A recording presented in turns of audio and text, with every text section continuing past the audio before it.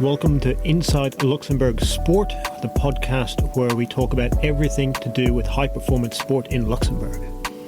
Welcome to this episode with me, Fraser Carson, where we're delving back into high performance sport in Luxembourg. It is a privilege to have with me today Natalia Garcia del Valle, who is the head coach of the Luxembourg national hockey team, amongst several other roles. Welcome to the show. Thank you very much for this invitation and nice presentation. I am going to get started. So field hockey in Luxembourg, it's growing over the last couple of years. You've been involved now for 3 years.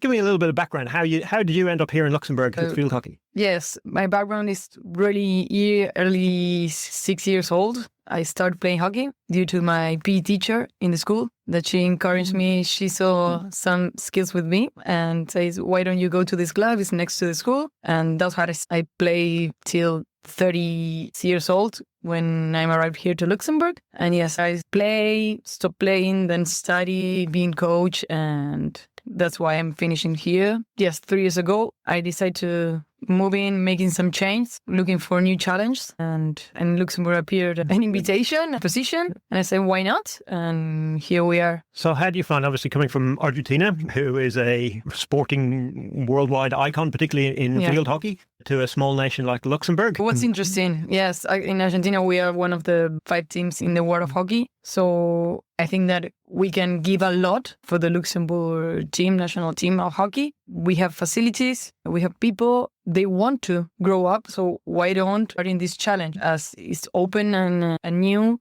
we have a lot of possibilities to do and different ways of approaching stuff. And yes, it's a nice challenge that I think in the last 3 years, we improve a lot. I think we improve more than we are prepared for with number of people, staff, places, because actually you have only one field. It's really tricky to build a sport if you have only one place to work in. So that is our goal. Now that we have set up the people, we start to be much more competitive than we used to. More people want to play hockey, and now it's our part to give more space. I'm going to get into some of those kind of things you discussed, but just to start to go back with you, we're always interested in a transition from going from a player into a coach. So what was your kind of approach? How did you go about doing that? Did you start coaching at a young age as well as playing, or did you, after you finished playing, did you become a coach then? First of all, you love sports, and my point of view, what happened to me, I love sports, and each sport I play, I love it. And I have my mindset change when I finished the school. And what I do, I always play hockey, but I never thought it was 16, 17 years old to be a coach of hockey. Takes you to that places. And when I start to be PE teacher, I work on that. I say,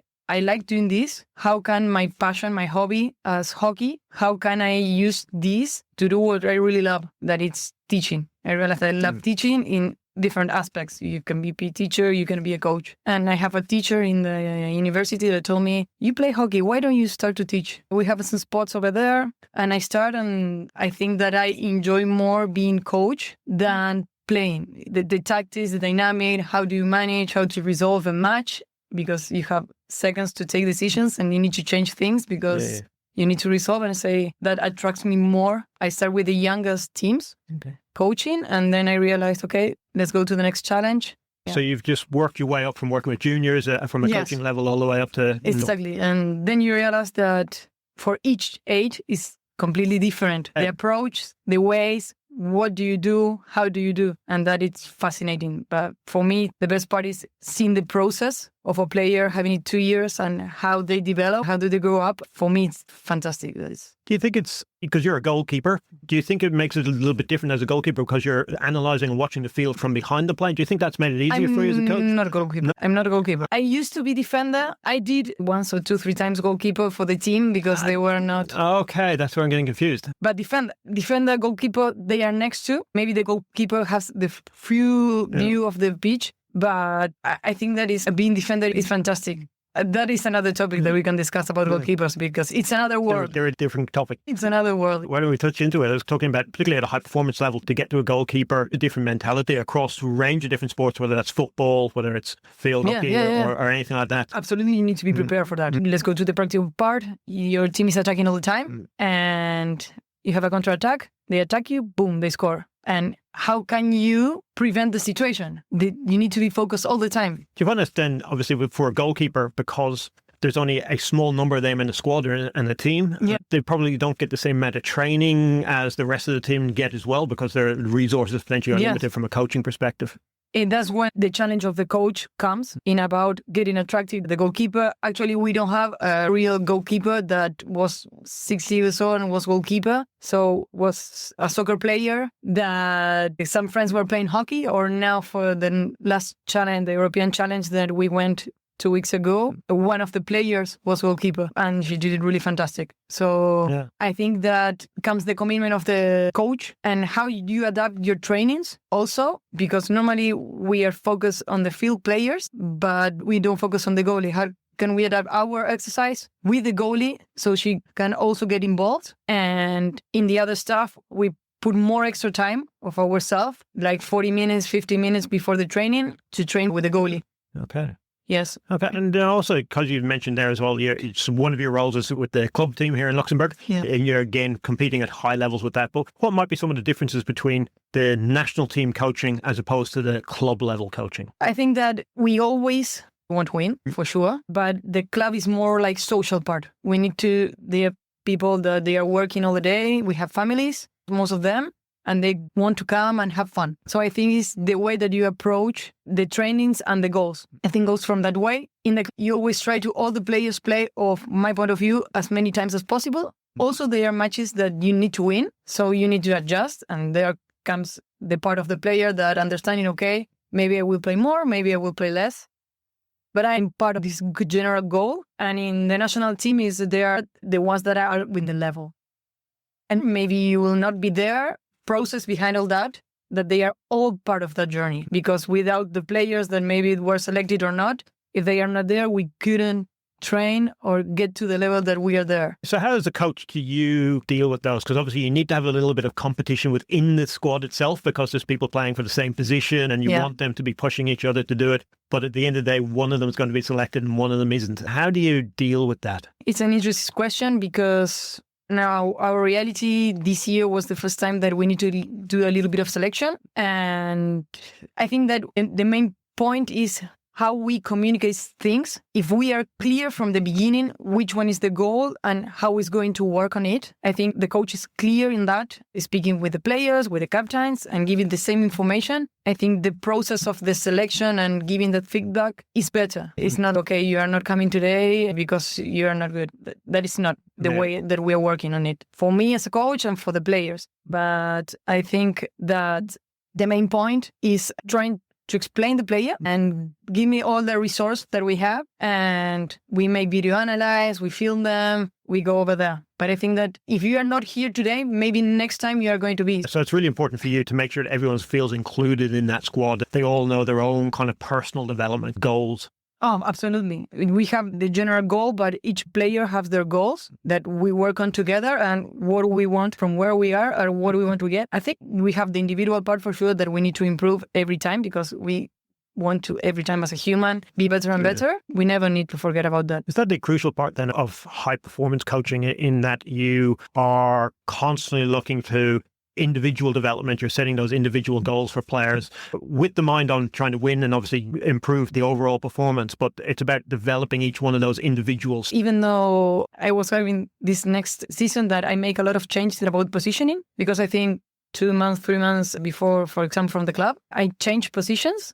And the first time I told to the players was, no, I always been playing on this position. Why? Let's change. Let's see. And one player finished scoring in the last match. It opened the score, and we saw it with the winning part in the 1 week ago. And she was on another position. So changes are okay. We also need to train the players for the change. And we are always looking for the best of the player, but also for the best of the team, of each player. Yeah, and how do you build the individual relationships with each of those players? I think that is the most important thing. And the thing that takes me more time, because for the technical and tactical part, we have the videos. It's easy, we see it, but how the way we communicate, the way how we approach, the way to convince the player position is the best for him or her, or can give it the best. And it's a daily work. In each exercise, look over there, let's try to figure it out, escaping from this way, making the pass this way.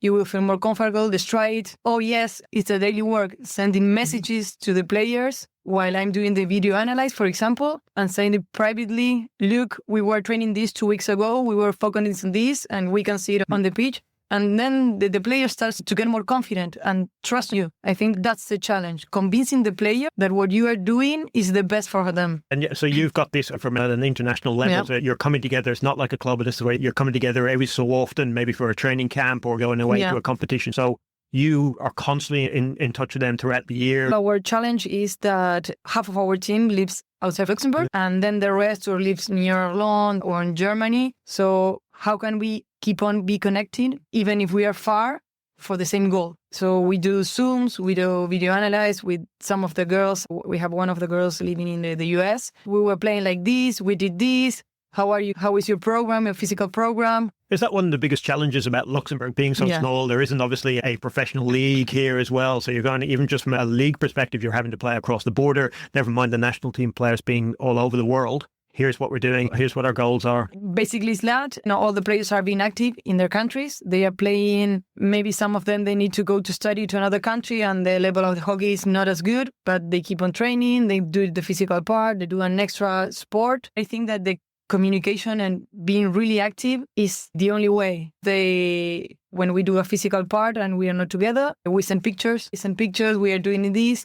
And also you start the internal competition because you need that. And if you see, okay, she's training and I'm staying at home, no, I need to train. I need to improve. When you are tired, you don't want to, okay, no, I need to. We've actually mentioned on the podcast, and potentially the use of video and these kind of things and technology has really helped us. And possibly as a result of COVID coming in, it's made people just more acceptable and willing to use that kind of stuff. Has that been a really important kind of tool then for you? It's crucial. Yeah. Even though when you have players that they learn in different ways, maybe you have a player that watching a video say, oh yes, now I understand what you are telling me on the pitch. Maybe explaining on the board. And maybe for one is with the verbal part, they understand it. So I think that using all the elements that a coach has, video analysis, recording, GPS, you need to use it. It's an element that it's for the player better. The more resource that you give to the player, the better it is. So how much say do you have like in their development? Can you give them specific technical skills to be working on? So the players in the States, for example, can you say, I think you need to be working on this area of your game, or are you leaving it there to their kind of club coach? Individual part and also for the team. In the last 2 years, they were really active, 20. It's a nice number. And what I do is, yes, technically what we need to do, but in the details,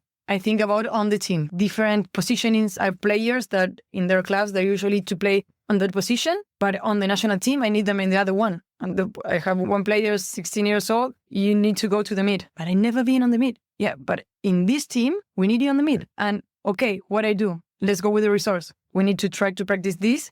And then you start to see the evolution. And then the players start to see it. And they take that skills to their club. And you start to build another player, another process. Do you have a mantra or philosophy to doing that? Or is there something that you get everybody to buy into? No, I think it's personal work. And we have a schedule now, what the players need to have in each age. And also for the national teams, every kid, when they are 18 years old, they already know how to do this and this. And we have a program. So for me, that's fantastic. And also that program, the players have it. Since they are little, we give it that. So you will need to learn this and this. So when they are in the national team, all the basics have it. We started 2 years ago. It's very recent, but the difference we can see it. Where do you get that information from? Obviously, we've got some big hockey playing nations around us in Belgium, the Netherlands, Germany. Do you look to them and say, what are the standards they have and try to pitch Luxembourg at that? Absolutely. If you want to dream high, we need to go to the higher leagues. We need to understand that the process maybe will take more time because they are nations that they have 70, 80 years of hockey and they have in their countries 100 pitches. We have only one. But we need to dream high. We need to realize our timings, but we need to keep on that goal. So yes, we go to the FIH, that is the International Federation.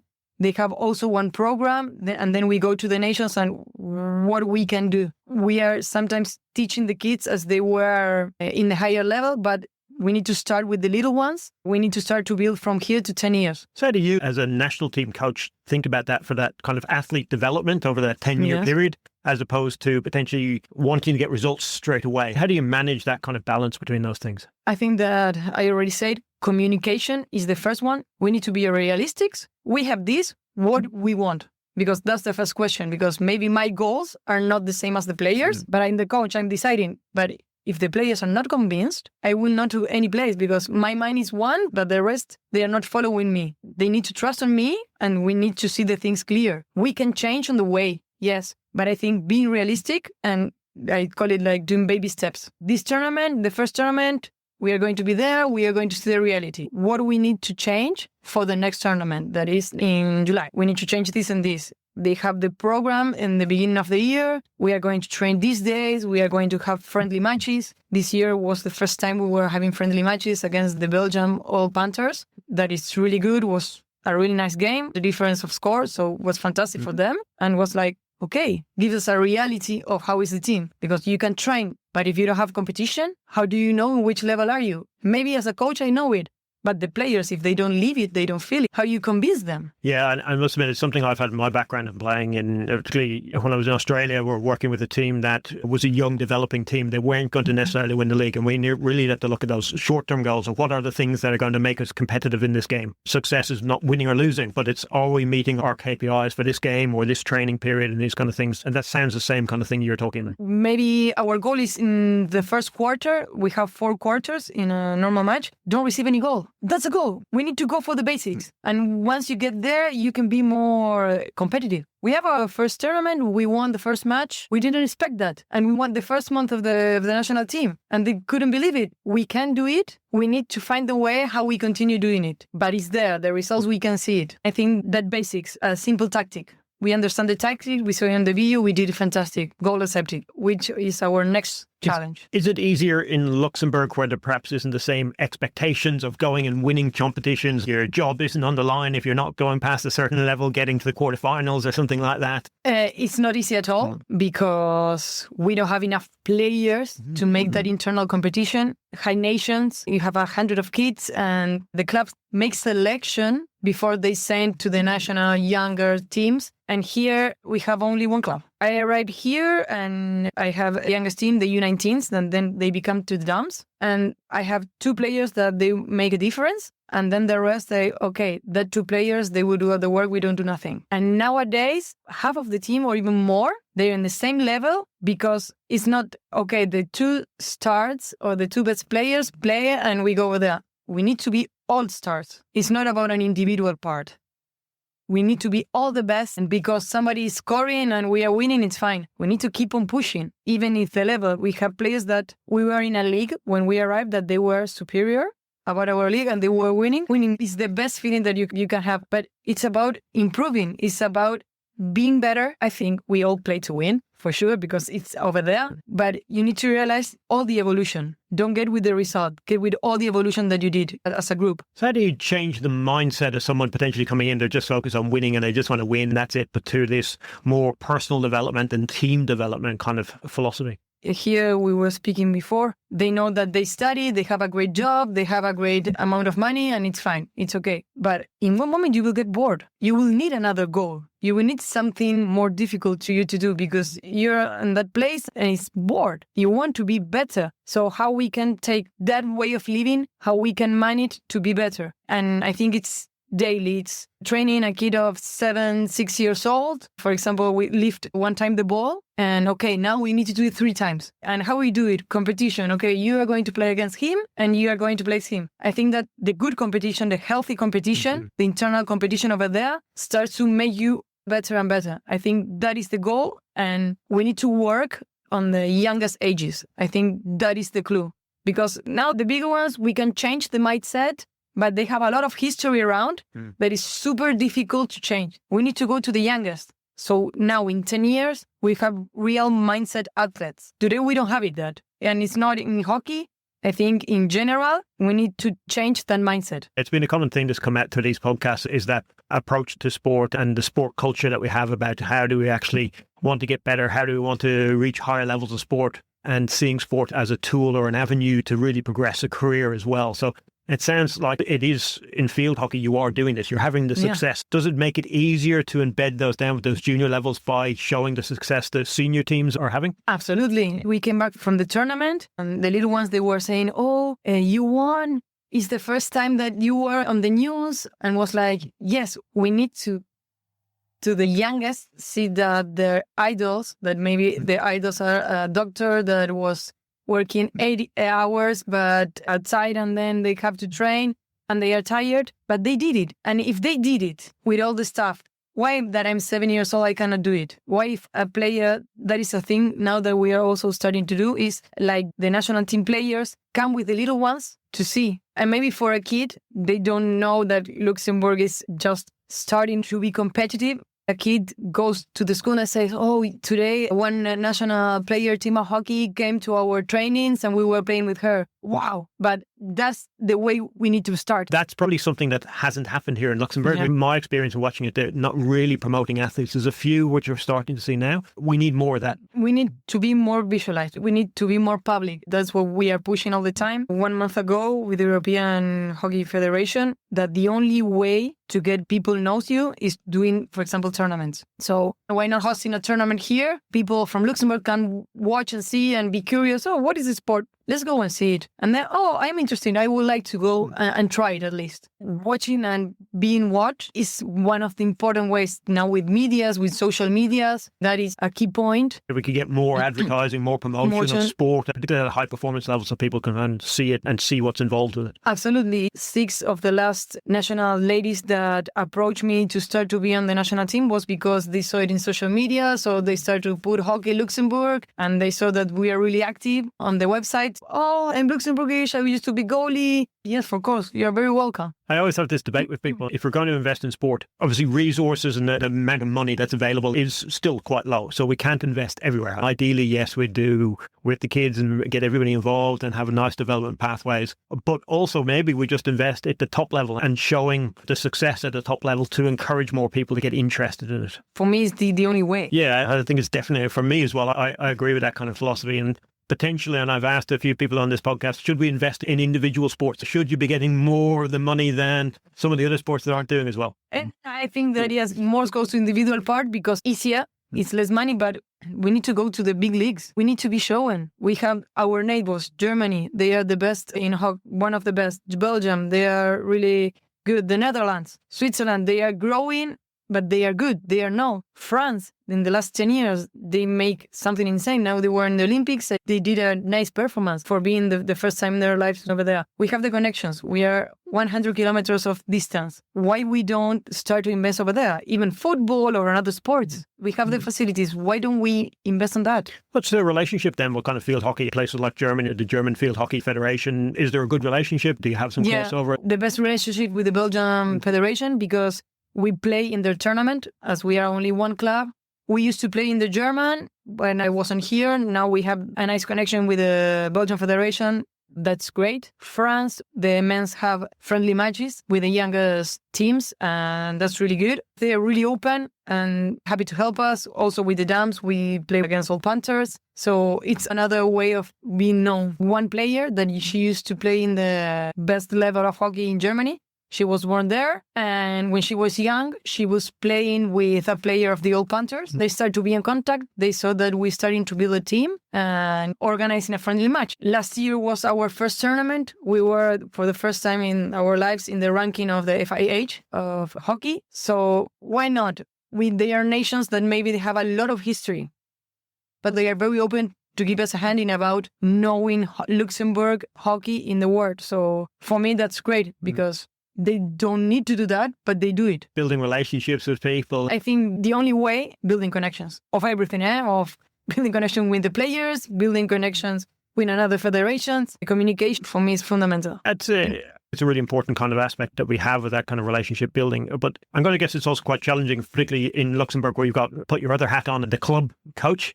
And then you're having to travel to Belgium to go and play your games. It's quite a distance to travel. Some of those games are probably 3 or 4 hours. It's in a bus. How do you work with people then to say this is something that they can buy into and something they should be doing? I think that the way how we improve the level most in the club, because it's a daily, we train twice a week. Sometimes we train 3 times a week, depending in which situation we are of the tournament. But as the results, they can see the results are all the level of our kids improve. The parents say, okay, makes the effort. It's okay doing the effort for taking them to Belgium. Sometimes we need to go near Ghent or Bruges. Yeah. And I think that competitive part and being better makes them to, okay, let's do it. When I arrived here, we were in a league that the girls, they were winning 8-0, the Dams, was bored. Even one of the goalkeeper quit because I'm not touching the ball and winning. Okay, let's go to the next level. Okay, let's go to the next, because we were going up and we finished now in National 3. And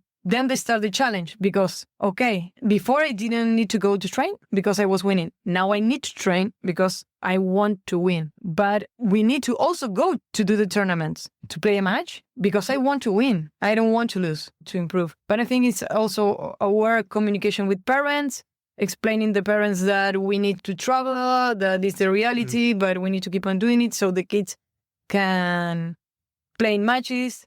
Now we have on Thursday, tomorrow, a tournament between Tri, that is a German club, then next to the border to Luxembourg, with the Luxembourg team and the Arlon team of Belgium. So we do a 3-nation of clubs and the kids play each other. Okay. And it's also a way for keeping motivating the kids. Yeah, so again, it's all come back to that mindset changing. You said you're setting these short-term goals, these objectives. Here's what I'm trying to do to get myself better, to improve as a player, and then we're improving as a team. Absolutely. And then that part comes the parents, because the oldest one, we can decide, I want to go, I don't want to go, I'm working all the day, I don't want to spend my weekend, because sometimes we spend the weekend traveling to go and play, or Sundays of family, 3 hours to go, 2 hours of playing, 3 hours of back. Your Sunday is done. I think that the support of the families, driving the kids, maybe some of the parents were doing activities, they need to go to play in, for example, Namur. So they stay all the day, then the team playing some laser games, so doing some tourism over there, and they are coming back. And that is fantastic for the team building. The way when I was kid, I remember me traveling in the bus with my friends and spending 1 hour and a half having fun, sharing. And that thing, I think it's missing here. The feeling, the identity of the club for yours. I think that is, for me, a personal challenge, that we need to build the identity of the players to the club. If you tell me my club when I was playing when I was kid, it's my club and I will defend it with all my heart. And each ball is like a final because I have an identity. I was part of that. I'm being part of that of my life. It's that identity. So I'm actually bought into a whole system. And we know with high performance sport, there is a commitment. There is stuff that you have to put aside to be able to get to the highest levels. And it's changing again that mindset to, yeah, all right, what's in it for me? Or why do I want to actually do this as well? Is that the way that we go about getting more people involved in field hockey, getting them into school, more opportunities to practice? I think the goal were the kids more of the time in the school. So for me, that's the first topic that we go. Who can teach sports? Teachers in school. We need to go to the teachers. We need to attack that 2 points. If we attacked in each sport, not matter hockey, rugby, cricket, badminton, if we attack the youngest kids and we attack the people that teach the kids the sport, I think you are taking a lot of average. Is this one of the things then that we actually should look at in terms of, rather than just being very individual sport focused as lots of different sports, or getting kids to play multiple sports? So actually encouraging them to play as many things as possible at that younger age, and then as they grow up, they can start to specialize a little bit further. Absolutely. I work in a school where all the primary school, there are no sports. You have all the basics that a kid needs to work on that and to approach. And then, yes, they can sport. In the upper school, we have 7 types of sports that they can choose. So they finish the school and then they can choose for doing hockey or doing, for example, that is not a sport. Yeah. It's another activity. But we open the kids. And after the school, they can choose what they want to try. And they try 3 months, and then 3 months, they need to try another thing. At least they live the experience, the sport. Okay, my parents sent me to basketball when I was 5 years old, so that's why I play basketball. But maybe if that kid, you give it to choose hockey, they will love to why they didn't play hockey. I think that is the main point. And the really elite level athletes have played multiple sports as a kid. But we do have federations and organizations now who are trying to push kids into one sport and specialize as early as possible, because that's the only way you can achieve greatness. So actually, maybe we need to encourage that kind of more wider involvement. We use another sports in hockey. We use football. We use things of basketball. They go in the preseason, they go to swim, because the more resource that we give to the player, the more open their minds will be. They are not stuck in only one. We have a lot of skills. The more things that we teach them, the best for them. They will have more resource. About the courtings in basketball that they use to protect the body. In hockey, we were 10 years, 15 years ago, we start in Argentina, they start to analyze why we don't take this from basketball to hockey to protect the ball. Okay, let's try it, and we use that. So I think that it's not only one sport, one individual part. We need to look all the background. Particularly in a small country like Luxembourg, we should be looking at transferring talent between different sports. And as I said, we've had conversations on this podcast about how we do that, and it's not really done here in Luxembourg. If we look at lots of the bigger sporting countries, they do it. And I know in the UK, things like cycling and rowing. Physiologically, you're the same. That's maybe something that we should be really trying to encourage here, getting all the federations to work together and starting to think about how we develop the whole talent. I think that they are going to they want to start that. In this last year, we have several conversations and they look forward to that. But we can do it more faster, I think. If all the federations start to connect to each other, that will be fantastic. But yes, it's time for sure. It's a process that maybe we want to do faster, but we don't have the resource. Also about that, we have only one hockey pitch and we can put another hockey pitch so we can have more kids from another place to work over there in one facility so they can choose. Is that then some of the way we actually develop the sports workforce? So the sports scientists, the coaches, the data analysts, strength and conditioning people, getting them more opportunities to get involved in multiple kind of sports as well? Crucial. For example, that a kid is 7 years old, they experience an individual sport and a group sports. Because in individual sports, you need to really work on your mindset, on your mental health. I lose a point, tennis, how can I need to play the next point and I need to win. So for the mental part, for a kid, doing individual sport is fantastic. But then we need a team group because in the general life, I'm in a society. I'm not living alone. I need to learn how to be with other ones. So for me, maybe sometimes I go very philosophy, but a human being teach a kid how it's about life. It's about sports, how to work on a company, on an office with 7 persons that think different, that for different backgrounds. Sports. We have kids that move into another country, another culture, but they go to the club where they found the sport and they are part of something that they. So for me, it's very important, the sport. It's a next to a person that in every part of the world, the hockey is played the same way. It's a way of connecting people also. And I guess in a multicultural society like we live here in Luxembourg, we've got so many different people coming out, in and out, that have something that they can go to that's familiar. Absolutely. They have the same things, the same culture, the same language. Because maybe I speak French and you speak English, but when we go to play hockey, it's the same. So it's a connection, to build new connection, to join people. And I know you've been in here at Lunex talking with some of our students about field hockey and introducing them to the game. How do you get more kind of coaches, or even do you encourage more people to get involved in the different aspects, whether that is coaching or whether it is data analysis or some of the other kind of key roles? There is a lot of space and opportunities to go through. The internal competition is really tough. Here we are very open. Every person that wants to learn hockey, it's very welcome. Even if you do it 1 year or never in your life, you are 35 and you want to try hockey, you can come, you can practice. We call the leisure, that they train once a week, and it's people that they never try hockey and they want to now do a new sport, and you are very welcome. I think that the only way is making promotions, inviting people to be part of that, teaching how do you play hockey, teaching a teacher how you teach hockey. I think it's the only way, being there and being really active. Not with words, we need to go through there. I suppose to get it back in, just starting to think about the development of hockey. And my thought process is going to be, in hockey, you've got various different kind of versions. There's the 11-a-side, obviously, with the Olympics, but we then have these smaller sided games. There's indoor hockey. How do you deal with all those different versions? Do you embrace the different ways of developing the game? So actually, due to the weather here, during the indoor part that we do from December till February, we cannot use the field because it's too cold and the kids can get hurt. We go to indoor. And actually, that's the 5v5 that we normally play. Most of the countries, they have that possibility. That is a privilege that we have because they play the same sport, but 2 ways. The thing is, how do you focus on that? For example, we have players that they love outdoor, but the indoor is super bored because you can run. How can we approach improving our skills, small exercise, to then put it on the big pitch? And I think that is the way of approaching different types of sports. Also, the hockey 5 in a small country like this is the best way to approach to the national teams and to the 11 against 11, because the space you have it, and you don't need too much people. With 10 players, you can do a match. It's the way to approach more kids to the sport. For me, it's the 5v5 that we call it, is the next level for then the 11 against 11. It's a structured kind of progression process to get through the... Exactly, or even building a new team or a new club. You start with less people, you will not have 200 of players that they want to start hockey from one day to another. You start for the simple parts, for the simple space, short space, and then yes, you go to the bigger part. I really enjoyed that. I'm going to put one more question out there for you. I'm going to project yourself out. We're going into the 2032 Olympics. We're in Brisbane. Is Luxembourg going to get there for starters as a national team coach? Would that be a target? I want to say yes, for sure.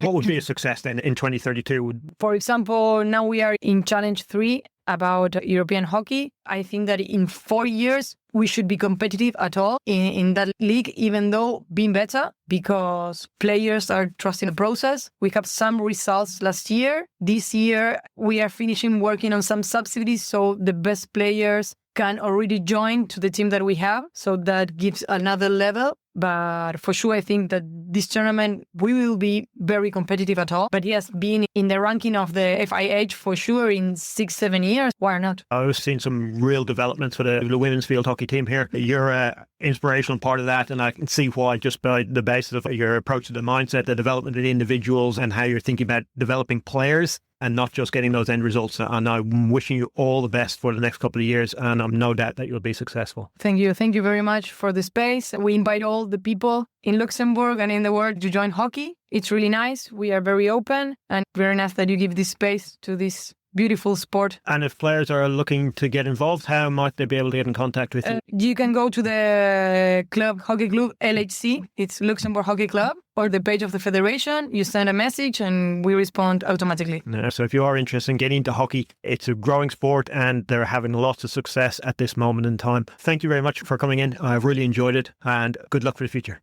Thank you very much for this space.